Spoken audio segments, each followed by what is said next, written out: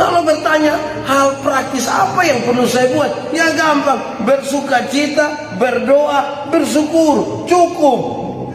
Bersuka cita itu berkaitan dengan sikap kita terhadap semua keadaan, baik tidak baik, segala situasi kita mengucap syukur.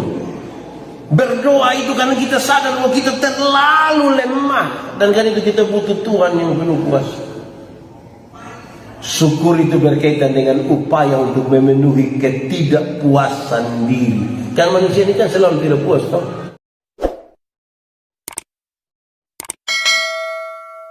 Pak Pendeta, hal-hal praktis apa yang bisa kami buat sekarang di tengah-tengah situasi dunia yang terus berubah, kadang-kadang sepertinya ada harapan, kadang-kadang sepertinya kami kehilangan harapan. Saya berpikir cukup lama dan saya merenungkan, dan karena itu saya mengajak kita untuk membaca kembali bagian ini. Pertama Tesalonika pasal 5 ayat 16 sampai ayat yang ke-18. Bersukacitalah senantiasa, tetaplah berdoa, mengucap syukurlah dalam segala hal, sebab itulah yang dikehendaki Allah di dalam Kristus Yesus bagi kamu. Saya ulangi, bersukacitalah senantiasa, tetaplah berdoa, mengucap syukurlah dalam segala hal, sebab itulah yang dikehendaki Allah di dalam Kristus Yesus bagi kamu. Demikian firman Tuhan. Berbahagia semua orang yang mendengar firman, memelihara dan melakukan dalam hidup setiap hari. Shalom. Semua orang itu akan mengalami apa saja dalam hidup.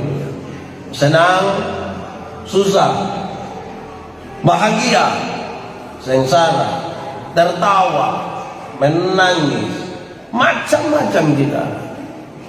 Tidak ada satu kelompok pun di dunia ini yang bebas dari persoalan itu. Orang kaya, orang miskin, orang berpendidikan, orang tidak berpendidikan, orang kota atau orang kampung, semuanya ada dalam persoalan-persoalan yang membuat sukacita ataupun duka cita. Lalu kemudian apa yang paling membedakan antara orang-orang percaya dengan orang-orang yang tidak percaya di tengah-tengah situasi yang terus berubah dari sukacita ke duka cita dan berbagai-bagai hal? Supaya kemudian betul-betul yang kita lakukan itu berkenan dengan apa yang sesungguhnya Tuhan mau. Yang pertama disebutkan dengan baik di sini, bersukacitalah senantiasa. Ini keadaan berubah-ubah ini. Ada sakit, ada sehat, ada senang, ada susah, ada segala macam. Tapi dinasihatkan supaya bersukacitalah senantiasa. Saya ingin katakan kepada kita saudara-saudara bahwa memang bersukacita ini hal yang Tuhan mau. Tapi apakah pemahaman orang-orang tentang sukacita itu benar? Belum tentu.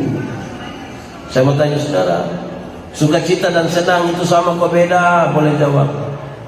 Sukacita dan senang sama kok beda? Beda kok sama? Sama kok beda? Beda kok sama? Beda. Kok di tulisan sama beda? Senang itu berurusan dengan kepuasan-kepuasan ketika kita menerima sesuatu. Tapi sukacita itu berurusan dengan sikap kita terhadap sebuah keadaan. Menyangkut senang, Alkitab berkata bilang, ingat ada waktu untuk senang, tapi ada waktu untuk susah. Jadi kalau saudara sementara senang sekarang, ingat sedikit lagi susah.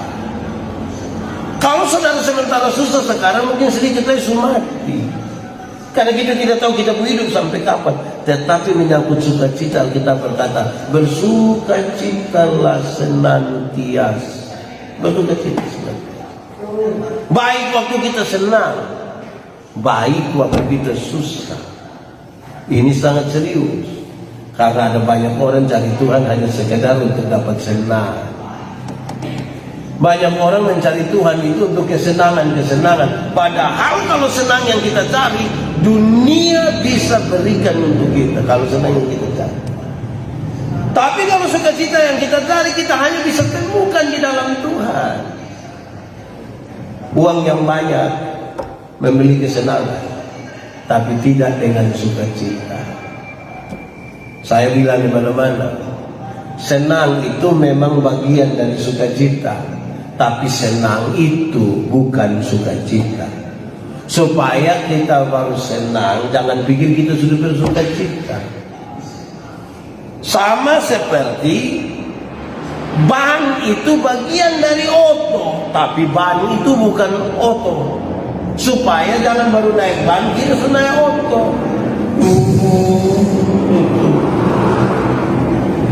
Itu serius sekali saudara-saudara. Kenapa? Karena kalau tanpa sukacita, hidup kita ini hanya mengeluh.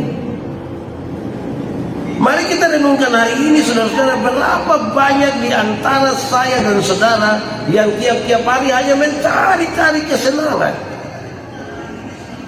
Senang itu memang baik juga, tetapi senang itu seringkali tidak dapat dikontrol dengan baik. Senang itu kadang-kadang jadi masalah. Saudara lihat kalau orang ada di pesta dan senang-senang itu, kalau lampu sudah mati hidup terus dari dalam juga mati hidup. Woi, itu bisa bahaya itu. Senang, tapi belum tentu bersukacita. Dunia bisa berikan pada kita, tapi kalau sukacita yang kita cari hanya bisa kita temukan dalam Tuhan. Kalau saudara ingin senang, saudara pergi ke mall, jalan-jalan di sana senang. Beberapa orang suka baku ajak, mari kita tengah-tengah di mall, buat apa cari senang? Siapa bilang senang? Orang lain belanja baru kita hanya nak melihat saja tiap hari itu senang. Orang pulang bawa kantong plastik, kita paling-paling hanya bilang foto saya dulu. Bayangkan kita mau senang karena itu dulu pertama. Kedua saudara-saudara, dia bilang begini, kalimatnya pendek sekali. Tetaplah berdoa, tetaplah berdoa. Sukacita habis, tetaplah berdoa. Hal ini sangat serius. Kenapa? Doa itu dibutuhkan oleh orang-orang yang merasa diri terbatas.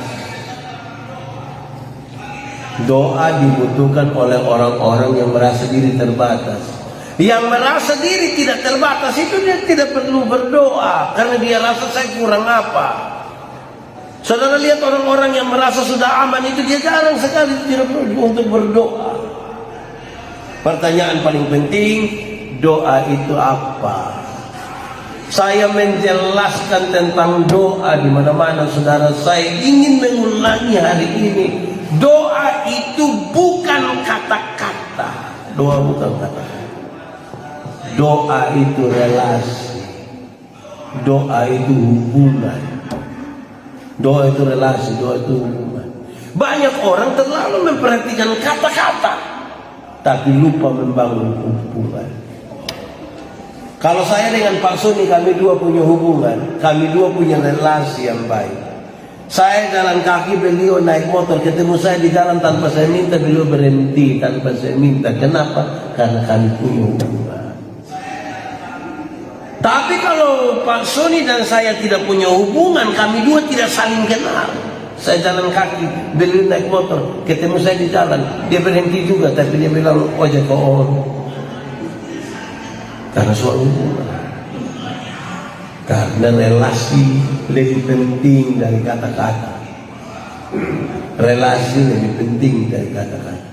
Banyak orang tidak membangun relasi. Bahkan ada orang yang hafal betul dia pun kata-kata doa. Doa makan juga itu kalimat. Doa untuk baca firman juga itu kalimat. Doa mulai kerja juga itu kalimat. Pimpin ibadah pembukaan juga itu dia pun kalimat.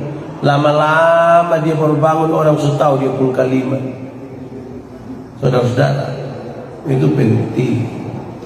Doa itu apa? Kalau doa tadi sudah relasi, sekaligus doa itu karena punya kekuatan. Pertanyaan paling pentingnya adalah kekuatan doa ada di mana? Kekuatan doa ada di mana? Kadang-kadang kita merasa kalau kita berdoa sungguh-sungguh itu mesti berteriak, mesti menangis. Saya bilang kepada saudara, bukan itu. Kenapa bukan itu? Saudara, yang disebut dengan doa yang sungguh-sungguh itu bukan soal kita berteriak atau tidak. Doa yang sungguh-sungguh itu adalah kalau kita sungguh-sungguh menyerahkan beban supaya Tuhan dibantu. Itu dia pun sebut sungguh-sungguh. Banyak orang sungguh-sungguh menangis, banyak orang sungguh-sungguh berteriak, tapi tidak sungguh-sungguh menyerahkan beban. Saya sudah kasih contoh, kita seringkali jalan bawa batu satu karung, kita berdoa, Tuhan tolong kirim ototrek satu. Tuhan kirim ototrek satu, kita bilang puji Tuhan, amin, haleluya. Kita naik atas ototrek, hanya orang waras yang kasih turun itu karung biar oto bawa.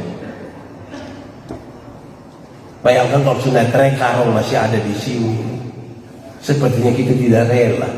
Kita diajarkan berdoa, jadilah menurut kehendak. Saya biasa pakai contoh begini. Kalau saudara berdoa, itu butuh etis-etis sedikit. Bagaimana dia pun cara? Dia pun cara minta kira-kira begini.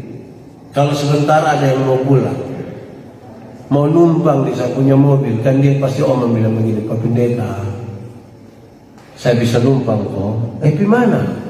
Saya punya rumah juga kebetulan lewat sini, bisa saya numpang. Ini permintaan yang pas, etis sekali. Pak Pendeta, minta maaf sebentar, bisa saya numpang kok. Itu bagus itu. Masa dia meminta dia untuk numpang di saya mobil, Pak Pendeta sebentar, saya mau numpang bisa. Kita bisa bertengkar, kekerusuhan ini.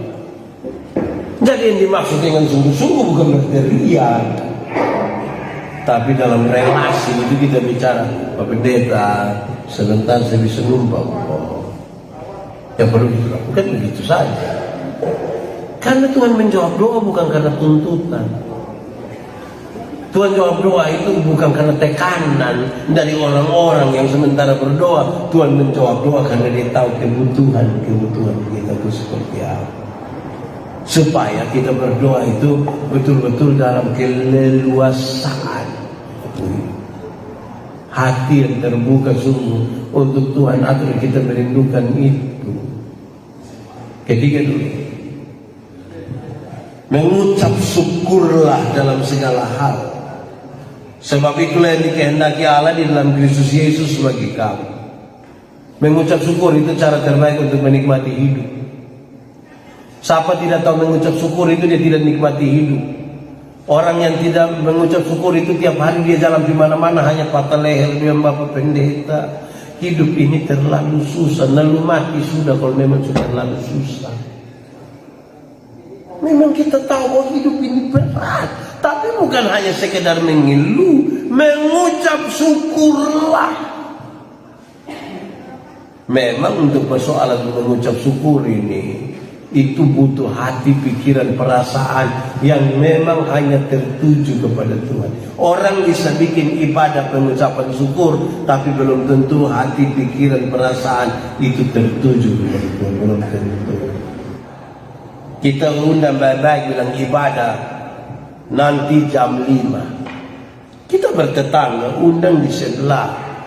Dorang sudah tahu kita memulai, tapi suami istri di sebelah yang sudah siap itu terus bilang begini, Bapak, mari kita pergi sudah.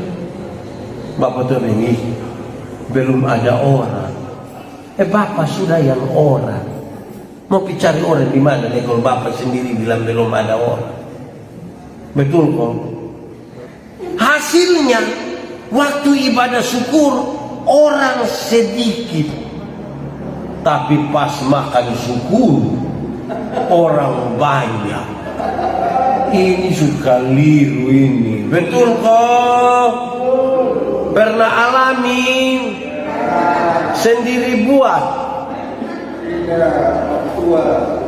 Ini bersyukur macam apa? Aneh-aneh.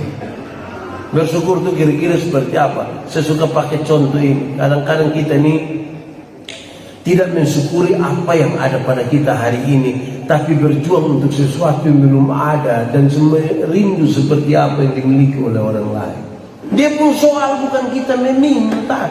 Sikap kita terhadap berkat lebih penting dari berkat-berkat yang kita terima. Sikap terhadap berkat. Dan sikap itu adalah syukur. Sikap itu adalah syukur. Banyak orang tidak bersyukur. Kita butuh cara pandang yang baru terhadap berkat-berkat yang Tuhan kasih kita. Berupa apa? Syukur.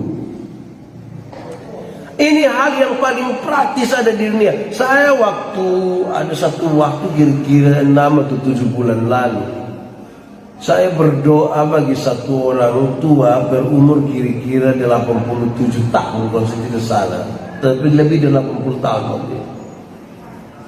Saya bilang kepada mereka, karena ada teman-teman 1-2 orang juga datang di situ yang mereka punya angkatan sama, usia mereka kurang lebih sama.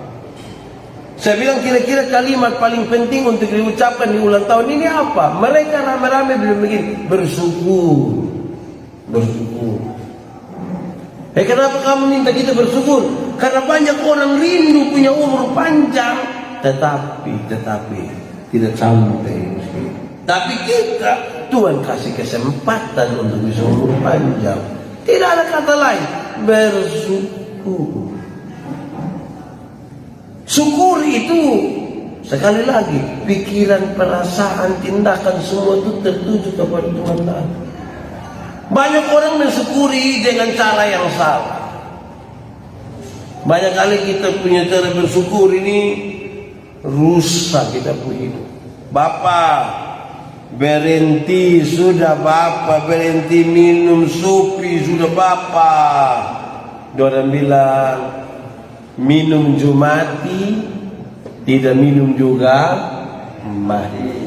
Kau pun teman, non tidak minum mati duluan. Iya, Tuhan kasih Bapak umur panjang kau bertobat. Bagaya. Memang itu serius itu. Kadang-kadang kita tidak menghendaki itu.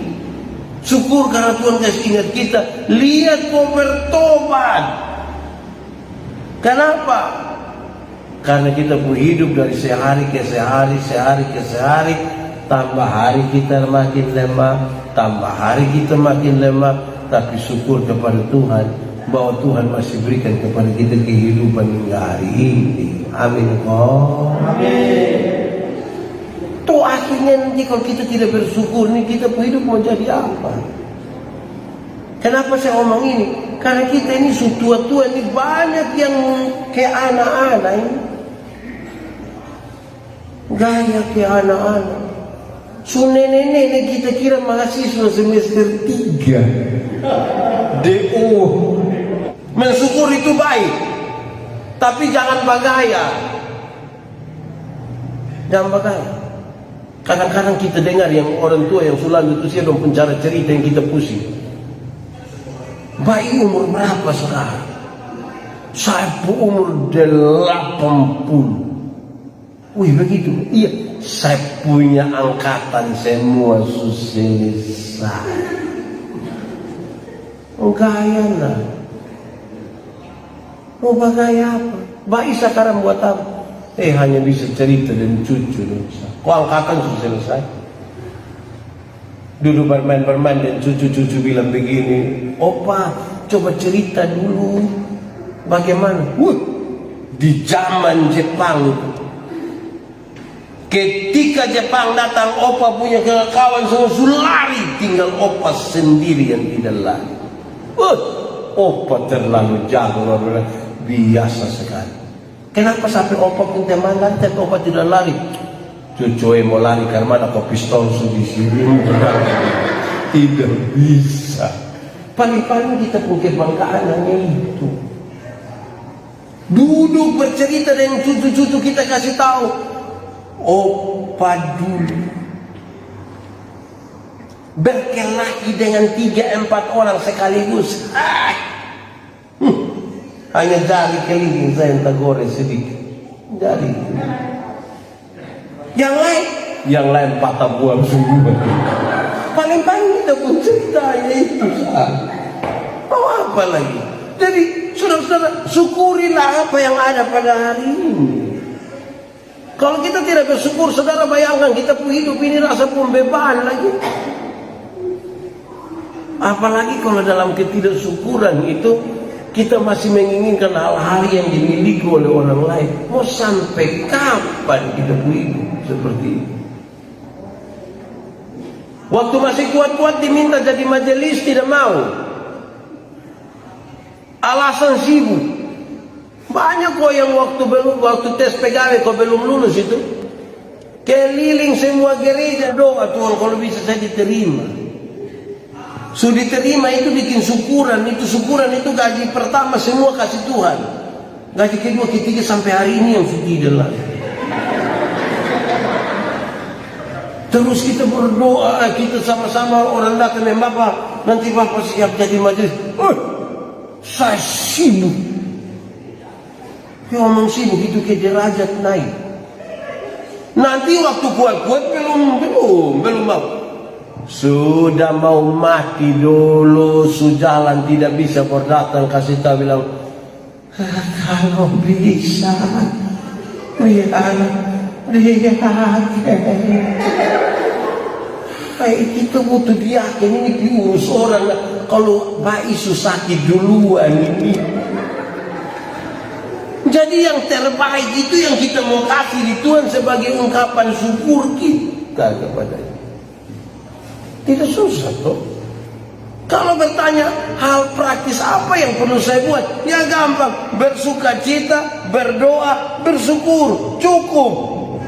Bersukacita itu berkaitan dengan sikap kita terhadap semua keadaan, baik tidak baik, segala situasi kita mengucap syukur.